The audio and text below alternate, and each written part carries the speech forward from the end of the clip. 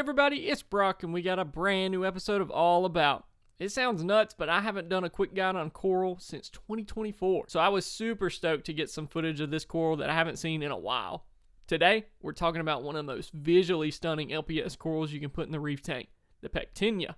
You might know it better as the Space Invader coral, the Spiny Cup coral, and even the lettuce coral. Whatever you call it, this thing is an absolute showpiece. So let's dive in. Jumping into the quick stats, pricing on a Pectinia can vary a lot depending on the morph and the size of that frag. Your more common varieties you might find for $40 to $60 for a small frag, but some of those rainbows and high-end designer morphs can run well over $100 just for that frag. You'll see these sold mostly as frags, but you can also find some full colonies. Like you see in the video, that's like a solid colony of Pectinia right here. If you're getting into it, grabbing a frag is always a smart move while you learn what this coral's like in your tank specifically, and gives you a chance with not breaking the bank to get a larger one. Tank size, I usually say any for corals. It's more about your lighting, placement, feeding, and parameters to keep this one alive. Those corals do grow outward over time with broad flowing ridges and plates, and so you do want some room to give them proper spacing from their neighboring corals. With sweeper tentacles involved, it's definitely not one you'd want to put in like one of those nano reef tanks that a lot of people are setting up, because that guy is going to start some chemical warfare with everybody around him. The care level is moderate. Pectinia isn't ideal for beginners just starting out due to their specific needs and sensitivity to the water quality changes.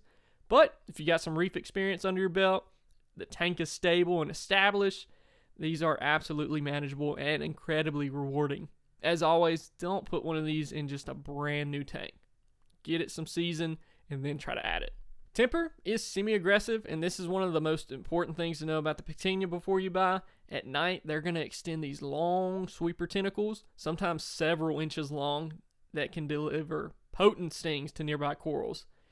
You need to give them room. Space Invaders and other aggressive Pectinia morphs often need 8 to 12 inches of clearance from sensitive corals. Plan your aquascape around that before you drop one in. Compare it to your Galaxia corals that can extend those sweeper tentacles way out into the current to catch food. I used to have a Galaxy that sat at the bottom of my tank in the 75 gallon, which is about 18 inches tall, and I'm not kidding you, that thing could extend these things 12 inches up and start just stinging everything I had that high up in the tank. So you want to be very aware and follow that flow that you got set up, and also just kind of see where those tentacles are flying, because once they can hit another piece of coral, it is like they are stuck to them like duct tape, and it will not leave them until they do enough damage to that coral or the flow just sweeps it off of them. Lighting, this is critical. Pectinia require moderate lighting, generally between 75 to 150 par. Too much light can bleach the coral, while insufficient lighting may limit the growth and that coloration that you want. These are naturally found in deeper reef zones, so they're not looking for that intense top of the tank lighting. If you blast them right out the gate, you're going to see some tissue recession. You might start to see that bleaching. These are deeper water corals and do best under mostly blue lighting. So if you're installing T5s, metal halides, or LEDs that you can control from an app on how strong they are, you definitely want to make sure you're staying within that more blue coloration and those whites aren't too high for you. With the high output LEDs that you're actually seeing this one under, it's very easy to hit those par numbers. 14,000 to 20,000 spectrum tends to bring out the best coloration. The ones you're seeing in the videos sit under multiple Hydra 26s at a lower setting, so most of the dials being 50% or less whenever you're looking at your whites, your UVs, your blues, and so forth. It's pretty dark in this tank, and they seem to love it. For water flow, keep it general to moderate. Gentle to medium water flow works best for the Pectinia, as too much flow can damage that delicate tissue and prevent proper feeding. What you're aiming for is enough movement to keep the detritus from settling down in the folds and the valleys of the coral, but not so much that it's beating that tissue up against the skeleton. Avoid high laminar flow, which can tear its delicate tissue, and use randomized altering flow patterns to mimic natural reef environments. A wave maker on a variable schedule is your best friend here. A lot of people, even me at the beginning, saw this coral as an SPS that needed high flow, but it is actually an LPS with softer skin than you think. Placement, I would aim for mid to lower level of the aquascape, ensuring it has enough clearance from other corals. Place it horizontal on a flat rock or ledge, not on the sand bed directly. If you have that sandy substrate, give it a little bit of space above the sand, since that sand contact can irritate the tissue. Think about those sweeper tentacles too when you're choosing a spot. Don't put it by your prized acans or hammers that are within reach. You'll have some chemical warfare before you know it. Acclimation, take your time. Drip acclimation is recommended, 30 minutes to an hour to help this coral adjust to your system. Make sure the temperature matches and the salinity matches your tank with the water they came in before you add them. Handle gently by the skeleton. Avoid contact with the actual fleshy surface to prevent damage to it. Grab it from the bottom if it's a larger piece, or if it's from a frag plug, just grab it from that plug. Once it's in the tank, start it lower and shadier than you think it needs and slowly work it towards its final spot over a couple weeks. Or if you have those LEDs that can run on an acclimation schedule, that works out great too. If tissue recession begins, immediately reduce that lighting intensity, add some temporary shading, check your flow, make sure it's not too high for them, and usually within 2 to 4 weeks, you should be able to see that they like this spot or they're still in a bad spot. Feeding, Pectinia is photosynthetic, so they're going to feed off the lights, but target feeding makes a real difference. Preferred foods like mysis shrimp, brine shrimp, you could do the reef roid powders, phytoplankton, amino acids. I love oyster feast here recently, so you can feed these guys 2 to 3 times per week. Sometimes people like to feed just a little bit every day. Whatever your normal feeding schedule is, I'm telling you, it is great for this coral. Cool trick here is you can shut off your water flow at first, entice the coral with just a small amount of food, and you'll get that feeding response. You'll see those tentacles start to extend out, and then you can really start to feed them on that coral and give it some time to consume it before turning the power heads back on. Feed at night if you can, since that's when the sweeper tentacles are naturally extended and the coral's most active. Even if you skip target feeding though, the coral will probably do just fine with proper lighting. But for people that do feed, you're definitely going to see an improvement in the growth and the appearance with occasional feeding. These Pectinia, they are a very slow growing LPS coral.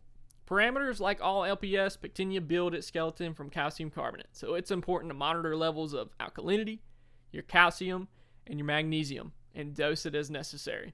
Keep those stable and keep up with your water changes. Same rule as always. Nitrates, ammonia, phosphate, spiking are going to show up on this coral first, so stability is everything. For my calcium, I'm usually shooting for 400 and above. Usually 420 is my prime number. Magnesium 1250 to 1350. DKH 8 to 12. pH 8.1 to 8.4. Again, they're from the reefs. They're going to be in warmer water, so I'm always trying to hit right on 78 degrees. Salinity 1.023 to 1.025. Propagation, Pectinia can be fragged, and captive grown frags are usually the way to go when buying. Wild collected specimens are more difficult to keep, while captive grown or maricultured ones are relatively easy. To frag, you're going to have to use a diamond saw or a coral band saw to carefully cut between the ridges, avoiding tissues tearing. And then after fragging, ensure that gentle flow and stable parameters for that quick heal. Their skeleton is delicate, so don't rush the process and make sure you're working with a healthy, fully expanded specimen before you cut. I always like to say bigger frags or hardier frags. Don't get in there with your wire cutters trying to snag a little piece off. You really want to do these kind of like your 8 cans. It's got to be precise, and you want a good enough chunk that it can open up those feeder tentacles, feed, heal itself, and continue to grow as a new piece. The Pectinia comes from the Indo-Pacific, native to Australia, Indonesia, Fiji, and the Great Barrier Reef. They're found in lagoon reefs, reef slopes, and protected reef zones. The coloration on these in the wild, it can range from bright greens and yellows to darker, more subdued tones, often highlighted by its fluorescent accents under the actinic lighting.